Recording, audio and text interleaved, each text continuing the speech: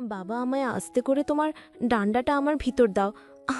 আমি অনেক ব্যথা পাচ্ছি, তোমার ডান্ডাটা অনেক মোটা। হ্যালো বন্ধুরা, তোমরা কেমন আছো সবাই? আশা করি সবাই ভালো আছো। আজকের ভিডিওটা অনেক মজার, আশা করি তোমরা সবাই অনেক মজা পাবে। ভিডিও না টেনে সম্পূর্ণ ভিডিও দেখার অনুরোধ রইল। শিলা, একটু বসো, তোমার সঙ্গে কিছু কথা বলতে চাই। আমি থমকে দাঁড়ালাম। বাবার কণ্ঠে এক ধরনের অচেনা ভাব ছিল, যা আমাকে আরও চিন্তায় ফেলে দিল। বুকের ভেতর অজানা ভয় কাজ করছিল। বুঝতে পারছিলাম না বাবা আসলে কি বলতে চেয়েছেন। আমি বাবার কথার অপেক্ষায় চুপচাপ বসে রইলাম।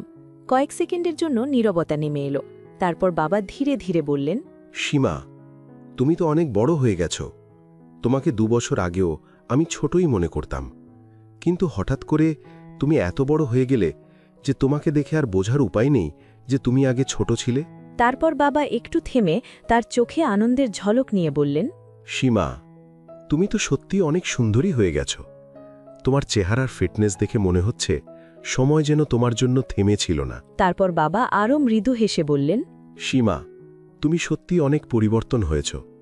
তোমার চোখের উজ্জ্বলতা, হাসির সৌন্দর্য, চুলের ঝলক আর তোমার পুরো শরীরের স্বাভাবিক উজ্জ্বলতা সবই চমৎকার দেখাচ্ছে। তুমি সত্যি অনেক সুন্দরী। আমি বাবা কথা বলার সময় থমকে গিয়েছিলাম। ভেতরে কেমন অদ্ভুত গরম আর অস্থিরতার অনুভূতি কাজ করছিল। হঠাৎ আমি ভয় আর কৌতূহলের মিশ্রণে বাবার দিকে তাকিয়ে বললাম, বাবা, তুমি সত্যি কি ভাবছ? বাবা হেসে কিছুই না বলে চুপচাপ আমার দিকে তাকিয়ে রইলেন। সেই মুহূর্তে আমি অনুভব করলাম তার কিছু কথার আড়ালে এমন কিছু রয়েছে যা তিনি শুধুমাত্র আমার জন্যই খুলতে চলেছেন।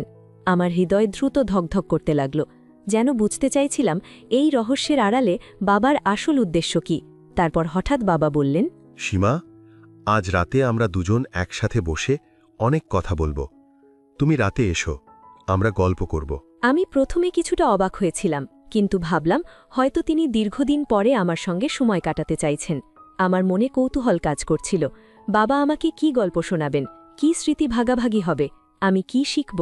সেই রাত আমি অপেক্ষায় কাটালাম। হৃদয়টা আনন্দের উত্তেজনায় ভরে উঠল। আর বাবা আমাকে আরও বললেন, আজ রাতে যখন তুমি আসবে, সেই সময় যেন কেউ আমাদের বিঘ্ন না করে। আমাদের শান্তিতে গল্প করার সুযোগ থাকবে। আমার মনে কিছুটা কৌতূহল জাগল। বাবা এতদিন বিদেশে থাকায় আমাদের একসাথে সময় কাটানো হয়নি। আমি ভাবলাম হয়তো বাবা আজকে আমাকে কিছু গল্প শোনাবেন, আমাদের কিছু স্মৃতি ভাগাভাগি হবে, আর হয়তো এমন কিছু স্মৃতি যা আগে কখনো শোনাই হয়নি। আমার হৃদয়টা অদ্ভুতভাবে ধকধক করতে লাগল। কৌতূহল আর অজানা উত্তেজনায় ভরে উঠল। সারাদিন কেটে গেল নানা কাজ আর চিন্তায়। কিন্তু রাত যখন হলো, আমি বাবা আর আবার আন্টির রাতের খাবার খেয়ে নিজের নিজের রুমে চলে গেলাম। ওই সময় আমি ইচ্ছে করলে বাবার রুমে যেতে পারতাম, কিন্তু গেলাম না। কারণ বাবা আমাকে আগেই সতর্ক করে বলেছিলেন যে বাবার রুমে যাওয়ার সময় যেন কেউ আমাদের না দেখে।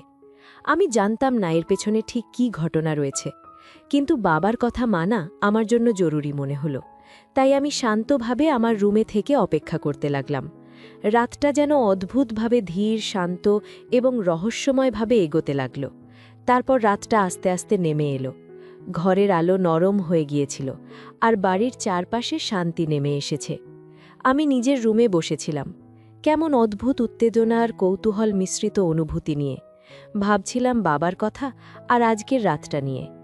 জানালা দিয়ে চাঁদের আলো আসছিল, আর বাইরে বাতাস হালকা শিহরণ ছুঁয়ে যাচ্ছিল। হৃদয়টা ধকধক করছে। আমি জানালা দিয়ে চাঁদের আলো দেখে ভেতরে এক অদ্ভুত শান্তি অনুভব করছিলাম, কিন্তু একই সাথে মনে হচ্ছিল যেন রহস্যের আবরণে কিছু লুকিয়ে আছে। আমি নিজেকে বলছিলাম আজ রাতটা নিশ্চয়ই আলাদা হবে। বাবা হয়তো আমাকে তার কিছু স্মৃতি, কিছু গল্প শোনালেন, যা আগে কখনো শোনাই হয়নি। হঠাৎ আমি শুনলাম বাবার রুমের দরজা ধীরে ধীরে খোলার শব্দ। আমার হৃদয় আরও দ্রুত ধকধক করতে লাগল। মনে হচ্ছিল এই মুহূর্তে সব রহস্য উন্মোচিত হতে চলেছে, আর আমি চোখ বন্ধ করে সেই অজানা অভিজ্ঞতার জন্য প্রস্তুত হচ্ছিলাম। তারপর আমি ধীরে ধীরে রুমের দরজার দিকে এগোতে লাগলাম। চাঁদের আলোয় সবকিছু অদ্ভুতভাবে উজ্জ্বল লাগছিল। আমার হৃদয় দ্রুত ধকধক করছিল।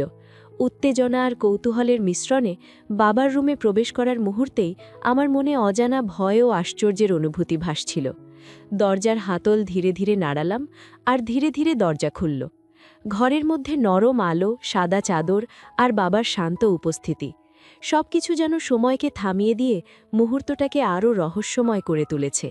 আমি ঘরের মধ্যে ঢুকতেই বাবা হালকা হেসে বললেন, সীমা, ভিতরে আসো। বসো। তুমি 1 মিনিট এখানে বসো, আমি একটু পর আসছি। তারপর বাবা কই যেন গেলেন। তিনি কোথায় গেলেন এটা আমি জানি না, আমাকে বলেও যাননি। আর আমি একা রুমের মধ্যে বসে রইলাম। হঠাৎ ঘরের আলো নিভে গেল, আমার চোখে অন্ধকার নেমে এলো, আর আমার কাছে মোবাইল বা কোনো লাইটও ছিল না। আমি প্রথমে একটু ভয় পেলাম। অন্ধকারের মধ্যে সবকিছু অস্পষ্ট, ধ্বনিটা মৃদু এবং অদ্ভুত মনে হচ্ছিল। কিন্তু সাথে সাথে আমার মন একটা অদ্ভুত উত্তেজনা অনুভব করতে লাগল। মনে হচ্ছিল অন্ধকারের আড়ালে যেন কোনো রহস্য লুকিয়ে আছে, কিছু এমন যা আমি আগে কখনো অনুভব করিনি। আমি ধীরে ধীরে বসে রইলাম, হৃদয়টা দ্রুত ধকধক করছিল। চারপাশে নিস্তব্ধতা, বাতাসের হালকা শব্দ সব মিললে এক রহস্যময় পরিবেশ তৈরি করেছিল। আমি বুঝতে পারছিলাম এই রাতটা সাধারণ রাত নয়, এখানে কিছু এমন ঘটতে চলেছে যা আমাকে অন্যরকম অভিজ্ঞতা দেবে, একটি অজানা, গভীর এবং অবিস্মরণীয় মুহূর্ত।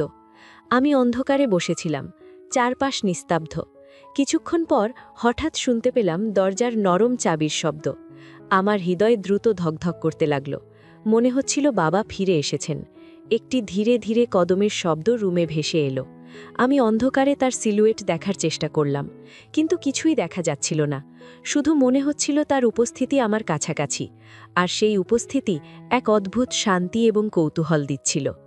বাবার ধীর কণ্ঠে বললেন, সীমা, ভয় পেও না, সব ঠিক আছে।